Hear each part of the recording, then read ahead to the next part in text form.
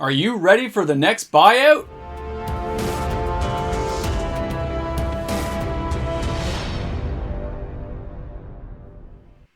Hi everyone and welcome back. MTG Moxman here. If you're new to this channel and you've just found me in the nacho cheese universe that is YouTube, thanks a lot for coming and hanging out with me today. Hope you had a great time while you were here. And of course, don't forget to subscribe to the channel. It's the easiest thing you can do to help support me and the growth of this channel. If you leave comments in the comments section, I look forward to reading them as well. So when we're talking about buyouts, it's not if they're going to happen again. It really is when they're going to happen again. And do you have a position in the cards that you're after or that you think will have financial value later on? A lot of people make tons of money when a buyout happens. Having a strong position in a card you think will go up in value it's valuable, okay? It is an asset that you can flip over when a buyout comes. Now, when you're looking at those cards you're after, you have to think about the all-time high versus the all-time low for a card or cards that you're after. There will be people who are looking to build strong positions in cards they can make money on. They will look at the all-time high to see what a card sold for. They will look at the all-time low before the last buyout happened to determine where they roughly should be buying that card. If they see it's dropping to that low point and it's only off by a little tiny bit, you will see more players building their positions by buying that card. So if Wheel of Fortune went for $800 US for a near mint copy that was ungraded, and now they're going for $400 near mint since the last buyout, that means they've dropped 50%. And that seems to be the case right now. A lot of cards that were bought out last time have fallen to about the 50% loss mark from the last buyout, which means there will be players out there trying to snipe off the best quality copies they can find to build their positions, to outfit their decks. They are pulling the trigger now. They're saying, this is a card I want. Now, when you're looking at these cards, it doesn't happen that way for the Power 9. If you're a person after a really high-end power card, they're the last ones to go up and the last ones to ever drop in value. Whereas the lower-end cards are the first ones to go up and it trickles upwards until it hits the power cards. And the power cards are the last to go down when all these cards start to drop. Because a lot of players who have power are willing to hold on to it, and that includes dual lands. They do not drop the same way that other cards do. Only the worst of the worst copies drop that fast, and even then it's kind of nowadays. But there is some value there still in buying a heavily played copy if you just need it for a deck. If you're like, I don't care, I want a real card, and I want to put that beat up Savannah inside my commander deck, it makes perfect sense to buy a heavily played copy then and save a few bucks. Keep your powder dry for other cards you want to build positions in before another buyout comes along. Because the worst thing you want to deal with is having regret after a buyout has started. Where you're like, I thought about buying that card, I don't know why I didn't. It happens all the time to most of us at some point while playing this game. And we get caught up with new products that come out and are presented to us by Wizards of the Coast that it ties up the funds and we forget, or we say we'll wait because the price is still falling. And then before you know it, we missed our opportunity to build a position in a card we wanted, even if it's just a single copy of something, and we're just kind of like, what was I thinking? It happens more often than you think. So now determining that card, if you're a person flipping that card, you want to buy it, build it as an investment, and trade it off or sell it off later. You have to see if that card has demand. What formats is it being played in? Why do people possibly want that card? It can't just be like fun buyouts that happen by players and other little small groups of people. Does it have an actual use to it?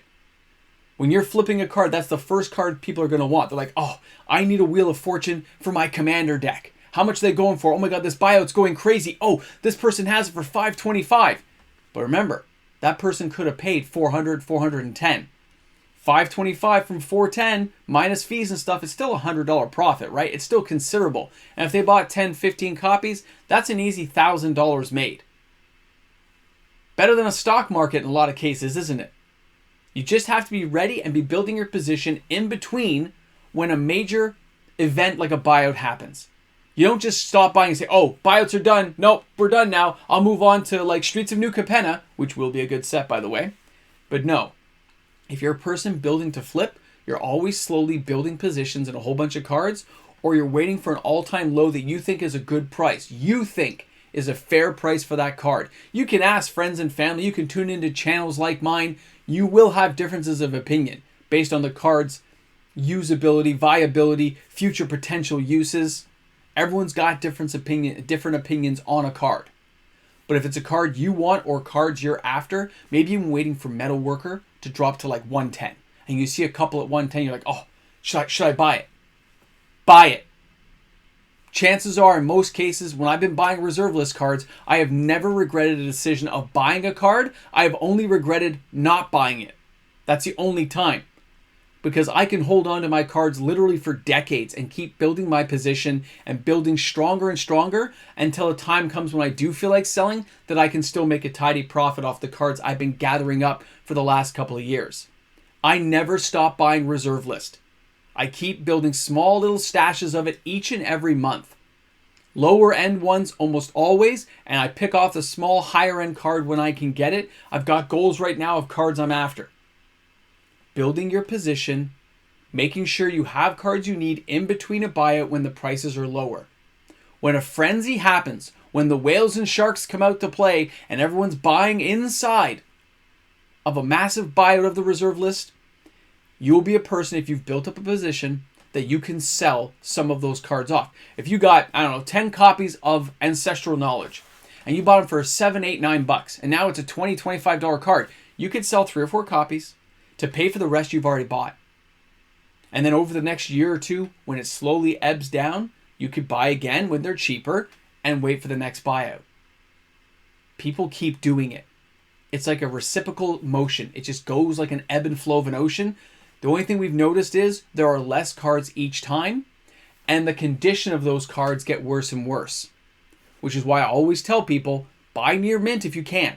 If you can afford the near mint copy for a couple more bucks, it is always smarter to buy that and get it out of the way.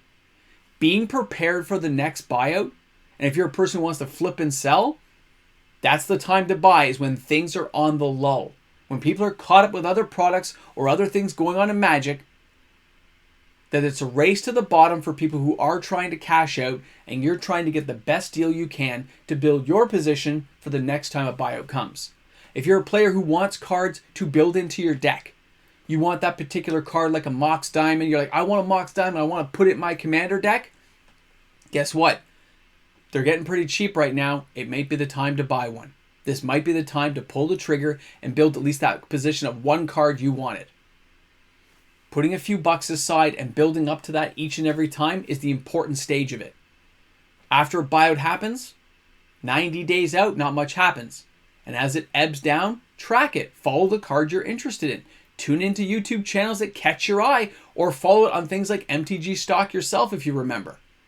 When it hits that buy level that you said, yep, at $600, that means it's down by 30% from the last high, I'm going to grab it. Oh, it's down 40%.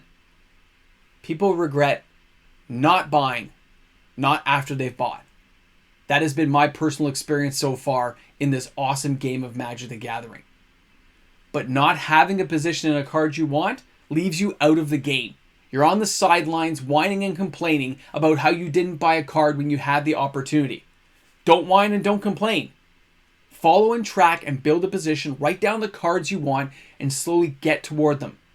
Get the dream card you've always wanted when it's ebbing downward. Right now, we're seeing almost a 50% loss across all lower end, mid-range reserve list cards. You guys have been following on my channel for weeks now. They're down almost 50% across the board on everything. Minus the power and most of the dual lands. A lot of cards are down right now. Things like Gaia's Cradle, no, they're not. Okay, those aren't the cards dropping, but even cards like Mox Diamond, they're down. It's not a bad time if you're trying to get some copies. This might be your opportunity. That's why I'm putting this video out there. Because if another buyout comes, if something goes wrong and people start buying cards, you'll be left on the outside again looking in. It's the worst feeling. It's like being at a toy store and you're looking out the window at the toy selection, like in A Christmas Story, going, I wish I had this toy. But if you'd done it 6 weeks ago and bought it when you saw it, you would have gotten it in time. just the way it is, everyone. So thanks a lot for tuning in. I hope you found this video informative today. Any questions, put them down in the comment section, or of course hit me up on the email. Look forward to seeing you guys tomorrow. Have an awesome day today. Bring a friend to magic. And of course, a big shout out to each and every one of the fantastic patrons on the channel who make these videos possible each and every day. Thanks again, everyone. I hope you're having a fantastic day in the world of magic. I look forward to seeing you all soon. Cheers. Well, here we are at the end of the video. I hope you all had a fantastic day wherever you are in the world of magic, because you know what? We're going to have some fun. Something else is going in the 10K box. Pay attention. Pay attention. I know, right? An Onslaught booster pack. Put that bad boy in there. Ooh, I know. You never know what's going to happen with that 10K box if we ever get to 10K. Could be a good time. Hope you guys are having an awesome one today. Thanks a lot for tuning in. I'll see you all tomorrow.